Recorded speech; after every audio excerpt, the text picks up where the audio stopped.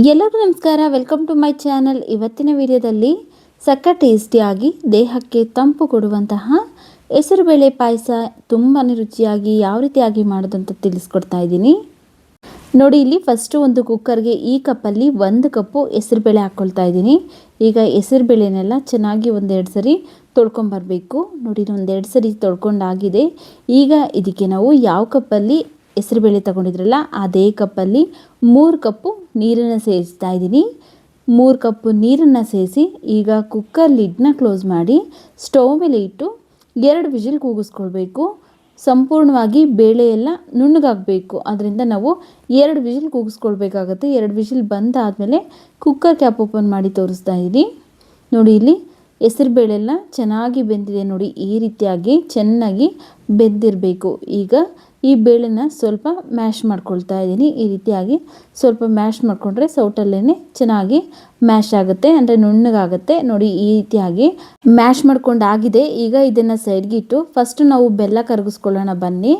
ಬೆಲ್ಲ ಕರಗಿಸ್ಕೊಳ್ಳೋದಕ್ಕೆ ಒಂದು ಪಾತ್ರೆ ಬಿಸಿಗಿಟ್ಟು ಯಾವ ಕಪ್ಪಲ್ಲಿ ಹೆಸರುಬೇಳೆ ತಗೊಂಡಿದ್ರಲ್ಲ ಅದೇ ಕಪ್ಪಲ್ಲಿ 1 ಕಪ್ಪು ಬೆಲ್ಲ ಹಾಕ್ಕೊಳ್ತಾ ಇದ್ದೀನಿ.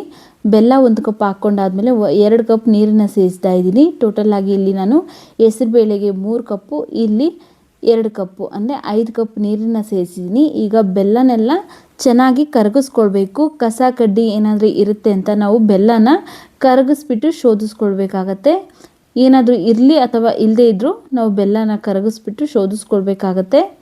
ಬೆಲ್ಲ ಎಲ್ಲ ಚೆನ್ನಾಗಿ ಕರಗಿದಾದ್ಮೇಲೆ ಸ್ಟವ್ ಆಫ್ ಮಾಡಿಕೊಂಡು ಫಸ್ಟೇ ಬೇಯಿಸಿ ಮ್ಯಾಶ್ ಮಾಡಿ ತಗೊಂಡಿದ್ರಲ್ಲ ಹೆಸರುಬೇಳೆ, ಆ ಹೆಸರುಬೇಳೆಗೆ ಈಗ ಕರಗಿಸ್ಕೊಂಡಿರುವಂತಹ ಬೆಲ್ಲದ ನೀರನ್ನು ಶೋಧಿಸ್ಬಿಟ್ಟು ಈ ರೀತಿ ಚೆನ್ನಾಗಿ ಒಂದ್ಸರಿ ಮಿಕ್ಸ್ ಮಾಡ್ಕೊಳ್ಬೇಕು. ಹೆಸರುಬೇಳೆ ಜೊತೆಗೆ ಈ ಬೆಲ್ಲ ಎಲ್ಲ ಮಿಕ್ಸ್ ಆಗಬೇಕು ನೋಡಿ ಈ ರೀತಿಯಾಗಿ. ಈಗ ಇದು ರೆಡಿ ಆಗಿದೆ. ಸ್ಟವ್ ಮೇಲೆ ಇಟ್ಟು ನಾವು ಚೆನ್ನಾಗಿ ಕುದಿಸ್ಕೊಳ್ಬೇಕು. ಅದಕ್ಕೋಸ್ಕರ ಸ್ಟವ್ ಮೇಲೆ ಇಟ್ಟು ಈಗ ಇದಕ್ಕೆ ನಾವು ಯಾವ ಕಪ್ಪಲ್ಲಿ ಹೆಸರುಬೇಳೆ ತಗೊಂಡಿದ್ರಲ್ಲ ಅದೇ ಕಪ್ಪಲ್ಲಿ 1 ಕಪ್ಪು ಹಾಲು, ತಣ್ಣಗಾಗಿರುವಂತಹ ಹಾಲು ಫಸ್ಟನ್ನೇ ಕಾಯಿಸಿ ತಣ್ಣಗಾಗಿರುವಂತಹ ಹಾಲನ್ನು ಸೇರಿಸಿದ್ದೀನಿ. ಹಾಗೆಯೇ ಒಂದು 4 ಸ್ಪೂನ್ ಹಾಕೋಷ್ಟು ಒಣಕೊಬ್ಬರಿ ತುರಿನ ಮಿಕ್ಸಿಯಲ್ಲಿ ಪೌಡ್ರ್ ಮಾಡಿ ಸೇರಿಸ್ತಾ ಇದ್ದೀನಿ. ನಿಮ್ಮ ಹತ್ರ ಒಣಕೊಬ್ಬರಿ ತುರಿ ಇಲ್ಲ ಅಂದರೆ ಹಸಿ ಕೊಬ್ಬರಿ ತುರಿ ಹಾಕ್ಕೊಳ್ಬೋದು. ಒಣಕೊಬ್ಬರಿ ತುರಿ ಹಾಕೋದ್ರಿಂದ ಪಾಯಸ ಟೇಸ್ಟ್ ತುಂಬ ಚೆನ್ನಾಗಿರುತ್ತೆ. ಬೇಕಿದ್ರೆ ಒಂದ್ಸರಿ ನೀವು ಹಸಿ ಕೊಬ್ಬರಿಯಲ್ಲಿ ಮಾಡಿ ನೋಡಿ ಅಥವಾ ಒಣಕೊಬ್ಬರಿಯಲ್ಲೂ ಮಾಡಿ ನೋಡಿ. ಟೇಸ್ಟು ನಿಮಗೇ ವ್ಯತ್ಯಾಸ ಗೊತ್ತಾಗುತ್ತೆ ನೋಡಿ. ಇವಿಷ್ಟನ್ನು ಹಾಕಿ ಚೆನ್ನಾಗಿ ಮಿಕ್ಸ್ ಮಾಡಿ ಒಂದು 3 ರಿಂದ 4 ನಿಮಿಷ ಚೆನ್ನಾಗಿ ಕುದಿಸ್ಕೊಳ್ತಾ ಇದ್ದೀನಿ ನೋಡಿ. ಇಲ್ಲಿ ಒಂದು 3 ರಿಂದ 4 ನಿಮಿಷ ಆಗಿದೆ. ಚೆನ್ನಾಗಿ ಕುದೀತಾ ಇದೆ. ಪಾಯಸ ಘಮ ಘಮ ಅಂತ ಇದೆ. ಈಗ ಇದಕ್ಕೆ ನಾವು ಲಾಸ್ಟಲ್ಲಿ ಒಂದು ಅರ್ಧ ಸ್ಪೂನ್ ಆಗೋಷ್ಟು ಏಲಕ್ಕಿ ಪೌಡರ್ನ ಸೇರಿಸ್ತಾ ಇದ್ದೀನಿ.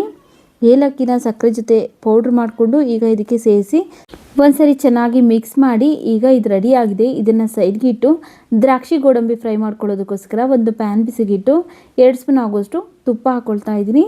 ತುಪ್ಪ ಎಲ್ಲ ಚೆನ್ನಾಗಿ ಕರಗಿದಾದ್ಮೇಲೆ ಒಂದು 2 ಸ್ಪೂನ್ ಆಗೋಷ್ಟು ಗೋಡಂಬಿನ ಹಾಕ್ಕೊಳ್ತಾ ಇದ್ದೀನಿ. ಗೋಡಂಬಿ ಫಸ್ಟು ಹಾಕ್ಕೊಂಡು ಲೈಟಾಗಿ ಕಲರ್ ಚೇಂಜ್ ಆದಮೇಲೆ ಒಣ ದ್ರಾಕ್ಷಿ ಹಾಕ್ಕೊಳ್ಬೇಕು. ಫಸ್ಟನ್ನೇ ಹಾಕ್ಬಿಟ್ರೆ ಬೇಗ ಸೀದೋಗ್ಬಿಡುತ್ತೆ. ಆದ್ದರಿಂದ ಈ ರೀತಿಯಾಗಿ ಲೈಟಾಗಿ ಕಲರ್ ಚೇಂಜ್ ಆದಮೇಲೆ ಒಣ ದ್ರಾಕ್ಷಿ ಒಂದು 2 ಸ್ಪೂನ್ ಆಗೋಷ್ಟು ಹಾಕ್ಕೊಂಡು ಇವೆರಡನ್ನು ಫ್ರೈ ಮಾಡ್ಕೊಳ್ತಾ ಇದ್ದೀನಿ ನೋಡಿ. ಈಗ ಇದು ರೆಡಿ ಆಗಿದೆ. ಸ್ಟವ್ ಆಫ್ ಮಾಡಿಕೊಂಡು ನಾವು ಫಸ್ಟನ್ನೇ ಪಾಯಸ ಮಾಡ್ಕೊಂಡಿದ್ರಲ್ಲ ಆ ಪಾಯಸಕ್ಕೇ ದ್ರಾಕ್ಷಿ ಗೋಡಂಬಿ ತುಪ್ಪ ಸಮೇತನೇ ಹಾಕ್ಕೊಳ್ತಾ ಇದ್ದೀನಿ. ತುಪ್ಪ ಸಮೇತನೇ ಹಾಕಿ ಈಗ ಚೆನ್ನಾಗಿ ಒಂದ್ಸರಿ ಮಿಕ್ಸ್ ಮಾಡ್ಕೊಳ್ತಾ ಇದ್ದೀನಿ ನೋಡಿ. ಈಗ ಘಮಘಮಿಸುವಂತಹ ಆರೋಗ್ಯಕರವಾದ ದೇಹಕ್ಕೆ ತಂಪು ನೀಡುವ ಹೆಸರುಬೇಳೆ ಪಾಯಸ ರೆಡಿ ಆಗಿದೆ. ವಿಡಿಯೋ ಇಷ್ಟ ಆಗಿದ್ರೆ ವಿಡಿಯೋಗೊಂದು ಲೈಕ್ ಮಾಡಿ, ವಿಡಿಯೋವನ್ನು ಶೇರ್ ಮಾಡಿ. ಮತ್ತಷ್ಟು ಇದೇ ರೀತಿಯಾದಂತಹ ಈಸಿ ರೆಸಿಪೀಸ್ಗಾಗಿ ನಮ್ಮ ಚಾನಲ್ಗೆ ಸಬ್ಸ್ಕ್ರೈಬ್ ಮಾಡಿ ಸಪೋರ್ಟ್ ಮಾಡಿ ಸ್ನೇಹಿತರೆ. ಮುಂದೆ ಒಂದೊಳ್ಳೆ ವಿಡಿಯೋದೊಂದಿಗೆ ಭೇಟಿ ಆಗೋಣ. ಅಲ್ಲಿವರೆಗೂ ವಿಡಿಯೋ ನೋಡಿದ್ದಕ್ಕಾಗಿ ಧನ್ಯವಾದಗಳು.